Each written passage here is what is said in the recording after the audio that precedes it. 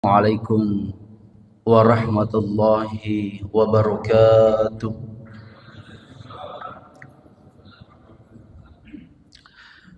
Alhamdulillahi rabbil alamin.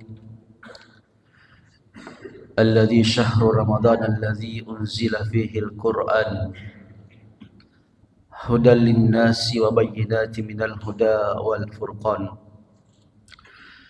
Ashhadu an la ilaha illallah wahdahu la syarika lah wa ashhadu anna Muhammadan abduhu wa rasuluh la nabiyya ba'da.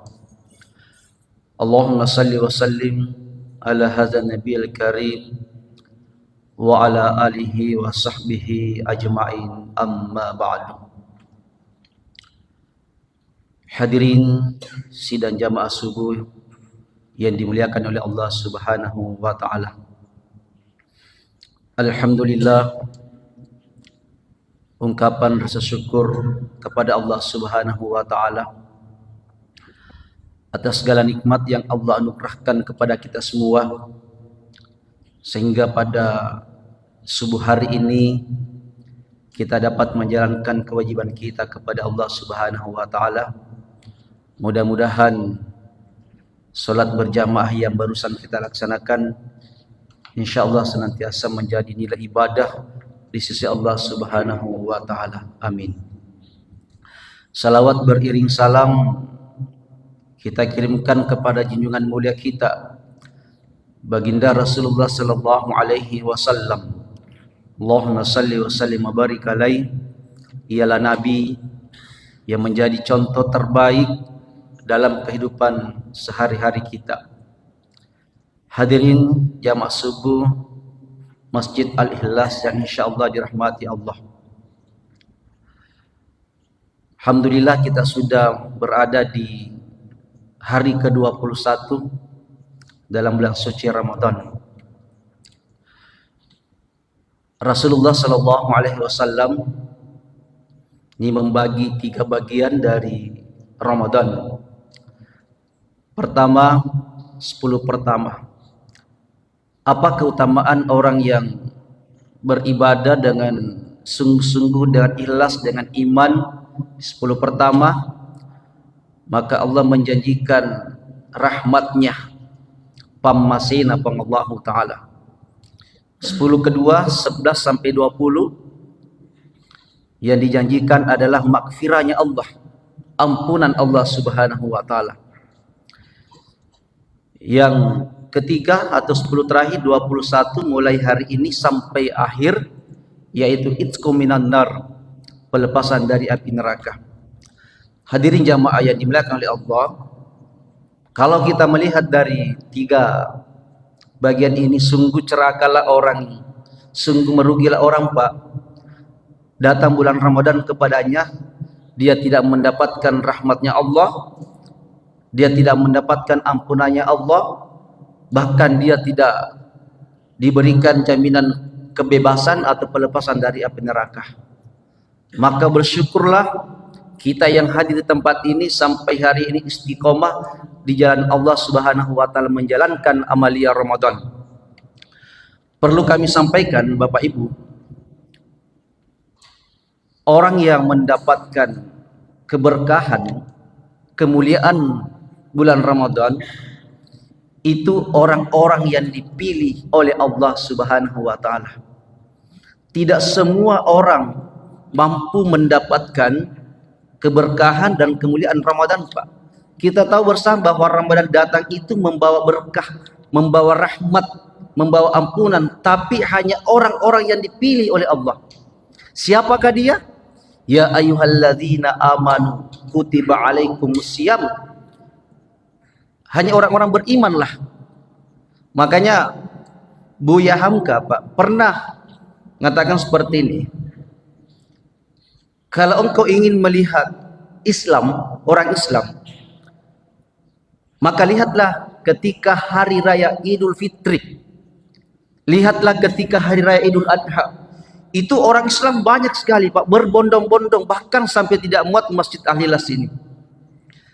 Tetapi ketika engkau ingin melihat orang beriman, maka lihatlah berjamaah di waktu subuh. Itulah orang-orang yang dipilih oleh Allah. Makanya kehadiran kita di tempat ini sampai 21 ini, kita ini adalah dipilih oleh Allah. Satu nikmat yang paling besar, Pak, itu karena Allah berikan kita iman dalam diri kita. Saya sering mengatakan, nikmat terbesar itu bukan uang, bukan pangkat jabatan, tapi nikmat paling besar itu adalah iman, takwa.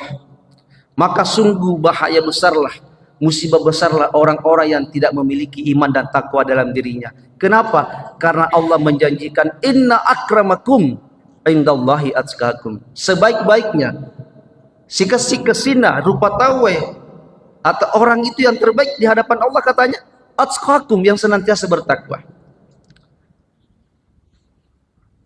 Kehadiran di masjid, Pak, itu bukan karena dekat rumah dengan masjid. Karena banyak orang itu, Pak, dekat rumahnya dengan masjid, bahkan kadang-kadang bertetangga dengan masjid, tapi jarang ke masjid. Bukan juga karena kuatnya fisik kita, Pak. Karena ada orang, Pak, sudah tua, seperti bapak-bapak yang ada di depan ini, orang tua kita ini, sudah sepuh usianya, tapi kalau ke masjid itu seolah-olah dia gampang melangkah ke masjid, sehat. Sementara ada orang, Pak, itu tiap hari kalau dia jogging, jangankan satu lapangan, 3 lapangan dikelilingi itu 3 kali itu mampu, Pak. Tapi kenapa ketika datang ke masjid itu berat kakinya ke masjid? Ada begitu ya, Pak ya? Kalau jogging katanya ingin diet, dia merawat fisiknya, kesehatan jasmaninya, dia rela angkat besi, kuat sekali, Pak. Tapi kenapa kalau datang ke masjid berat? Karena itu tadi, iman. Ya, makanya jangan heran, Pak, kalau ada orang di sudut sana rumahnya jauh datang ke sini.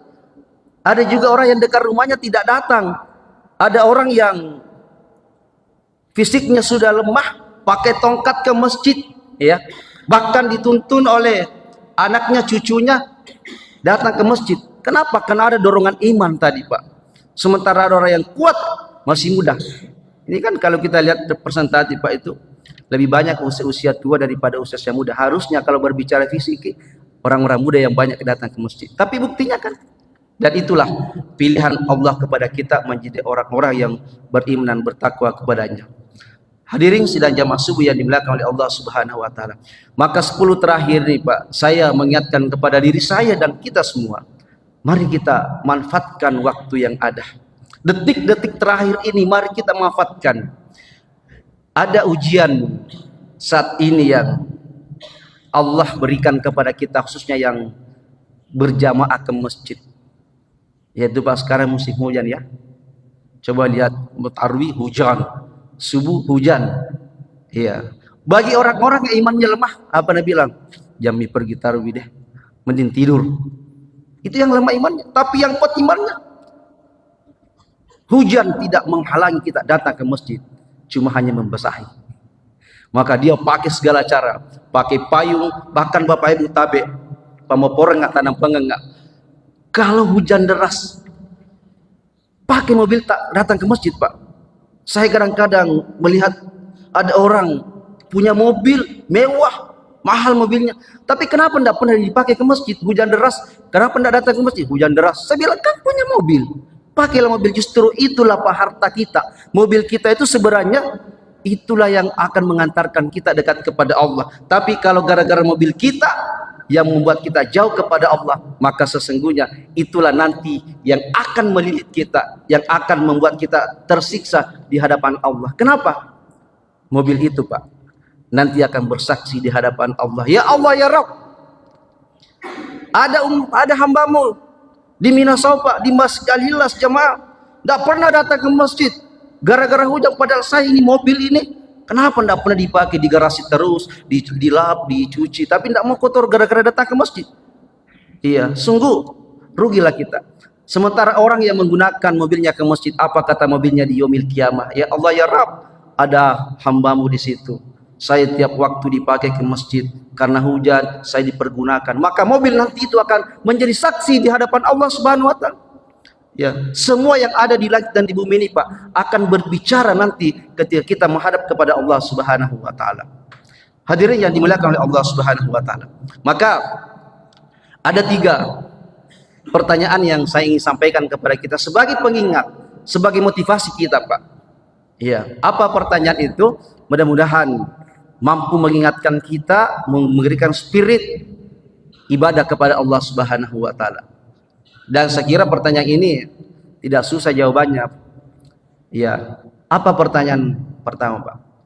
Min aina anta? Kalau kita renungkan ini, Pak, dari mana kita? Ya. Wa ila aina anta, dan kita akan kemana? Kalau ada orang Pak tidak tahu dirinya dari mana dan akan kemana, itulah ibaratnya orang yang berjalan mencari alamat tapi dia tidak tahu di mana itu alamatnya. Akhirnya berputar-putar terus. Maka banyak orang Pak hidup di dunia itu, ya, dari pagi dia meninggalkan rumah sampai malam kembali ke rumah, sibuk terus urusan dunianya, mencari uang tidak pernah cukup. Kenapa? Karena dia tidak mencari esensi apa yang dia tuju di dunia ini untuk kehidupan selanjutnya. Yang ketiga, apa tujuan kita di dunia ini? Kalau ada orang tidak tahu tujuannya diciptakan oleh Allah, maka sungguh rugilah orang itu. Hadirin jamaah subuh yang dimuliakan Allah Subhanahu wa taala. Dari ketiga pertanyaan ini, ya, mari kita merenungkan bersama. Allah memberikan kita kunci. Kalau kita tahu, hanya sekedar tahu, ya nanti kita termasuk orang yang merugi. Tetapi setelah kita tahu, harus kita menjadikan kekuatan beribadah kepada Allah. Min aina anta, dari mana kita? Wa ila aina anta, maka Allah menjawab, inna lillahi wa inna ilaihi raji'un. Sesungguhnya kita dari Allah dan akan kembali kepada Allah Subhanahu wa taala. Jadi kita ini, Pak, kita dari Allah dan juga akan kembali kepada Allah. Mau semua kembali kepada Allah.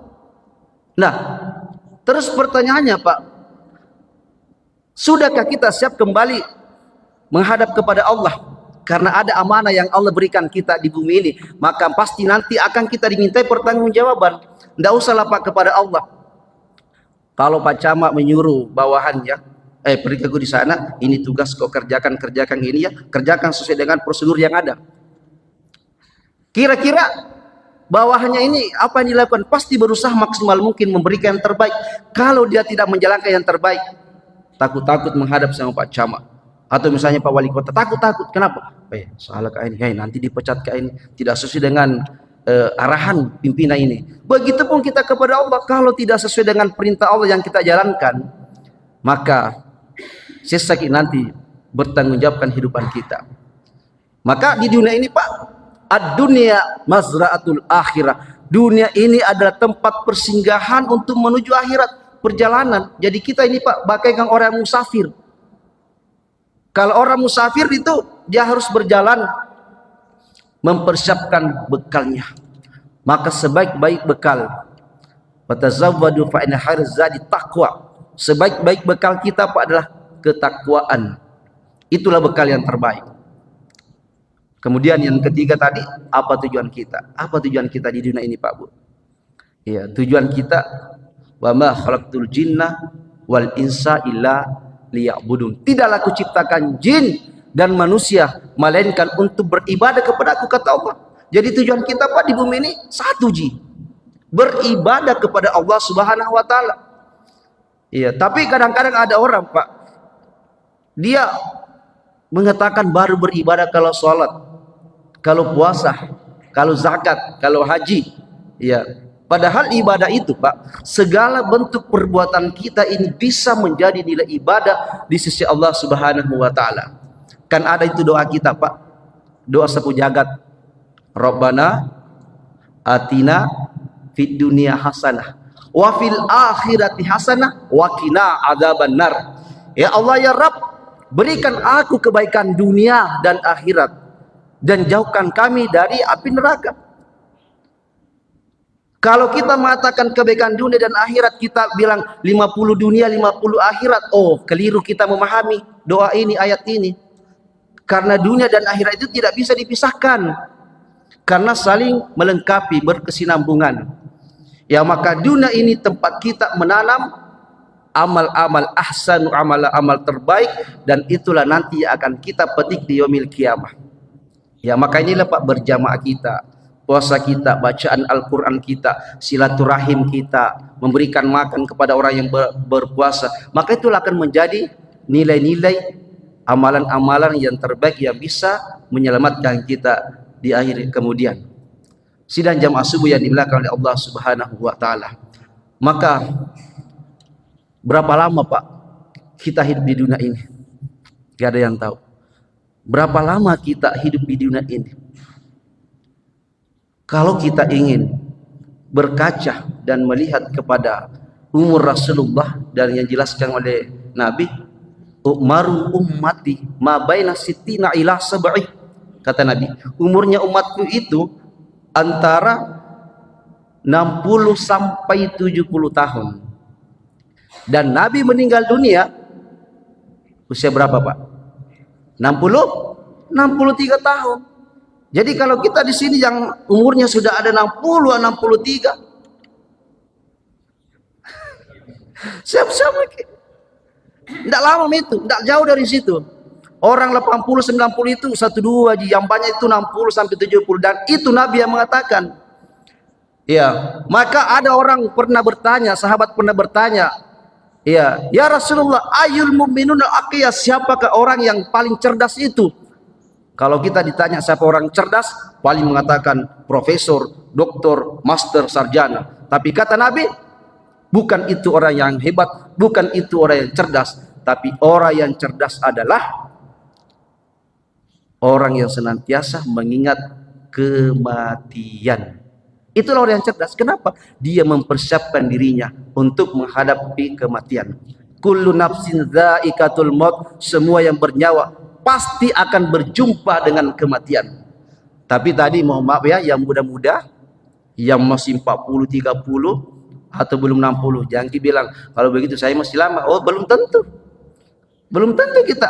Karena ada orang tidak sakit meninggal. Ada orang lama terbaring sakit tidak meninggal. Iya, makanya kematian itu, wa idza jaa ajaluhum la yastakhiruna sa'ata wa la yastaqdimun. Ketika ajal telah datang kepada seseorang Pak, tidak boleh dimajukan, tidak boleh dimundurkan. Biar bagaimana kita punya uang, mukisogoi malaikat pencabut nyawa, no, tidak bisa. Maka siap tidak siap, harus siap. Ada kadang-kadang lucu ini Pak di masyarakat. Pernah kita dengar Pak, mati mendadak. Dia biasa bilang, oh itu jamaah ada kemarin saudara kita itu, kasihan tiba-tiba mati mendadak. Pernah kita dengar begitu Pak ya? Ya, apa yang dimaksud mati mendadak di tengah masyarakat? Mati mendadak itu biasanya dikatakan, oh tadi ada di sholat subuh, sehat, tiba-tiba pulang, sakit jantungnya tiba-tiba meninggal, mati mendadak. Katanya sih begitu. Iya. Masih sempat berjamaah, oh masih sempat tadi saat bekerja, tiba-tiba pulang, pusing, tiba-tiba dibawa ke rumah sakit meninggal. Itu katanya mati mendadak. Itu versi manusia, versi kali-kali kita. Tapi versi agama, versi Allah, bukanlah itu yang mati mendadak Pak. Orang yang mati mendadak dalam agama kita, yaitu orang yang ketika datang kematian kepadanya, tapi tidak ada amal kebaikan yang dia siapkan. Maka persiapkanlah. Kalau orang Bugis mengatakan Pak, pasadiaki bokot temawari. Iya, artinya siapkanlah bekal yang tidak pernah basi, yang selamanya kita bisa pakai. Apakah itu? Yaitu amal-amal soleh, amal-amal kebaikan kita. Iya, makanya kalau kita hidup di dunia ini Pak, sungguh merugi kita kalau hanya mencari dunia. Rugi kita. Ya, sungguh celaka kita kalau dunia saja. Kenapa? Karena dunia ini Pak, semakin dikejar, semakin jauh. Seperti halnya kita mengejar matahari Pak. Itu kalau kita berdiri di sini lihat matahari di sana, oh berarti dekat ji. Begitu kita kejar, semakin jauh. Semakin jauh dikejar. Tidak akan pernah habisnya. Sementara kita Pak ada juga yang mengejar kita. Jadi kehidupan ini Pak ada 3 saling kejar. Yang pertama kita mengejar dunia. Makanya orang itu Pak sibuk apapun, kerja, hidup enak, mempersiapkan segala-galanya. Ya, tapi dia tidak tahu ternyata dia di tengah ada juga yang kejar dari belakang. Siapa yang kejar dari belakang Pak? Itulah maut, kematian. Dia tidak menyadari ternyata kita dikejar, saling mengejar. Ya, maka apa ciri-ciri tanda-tanda kalau Allah memberikan surat perhatian kepada kita. Satu, rambutnya mulai berubah menjadi dua. Yang dulunya masih satu, sekarang dua warna. Ini bukan dipirang ya, alami. Apalagi kalau jenggotnya sudah dua warna. Ya, itu tanda itu. Yang kedua, Pak, pendengaran kita yang dulunya masih terdengar, sekarang mulai dituli-tuli. Itu surat itu, dari malaikat itu surat. Yang ketiga, matanya yang dulunya bisa melihat jarak jauh, sekarang kalau tidak dibantu dengan kacamata, sudah 4 nih matanya, Pak. Itu ciri, itu tanda itu. Yang berikutnya, pikirannya. Ini lingu-lingu nih, mau moluk-moluk nih. Biasa kan orang begitu, Pak, orang barusan sudah makan, lapar lagi. Bilang, saya mau makan. Barusan dikasih makan sama cucunya, sama anaknya, lapar lagi. Bilang, belum Pak makan ini, kenapa lingu-lingu? Itulah tanda bahwa Allah memberikan surat peringatan kepada kita, surat perhatian. Maka jadikan itu adalah sebagai surat cinta Allah kepada kita, dan kita harus membalas. Oh, ternyata inilah surat peringatan dari Allah Subhanahu wa Ta'ala. Tapi Pak, yang bisa membaca surat itu hanya orang-orang beriman dan bertakwa. Hadirin jamaah subuh yang dimuliakan Allah Subhanahu wa Ta'ala, sebagai kesimpulan kultum kita pada subuh hari ini, ya, mari kita memanfaatkan waktu yang Allah berikan kepada kita, Pak Bu.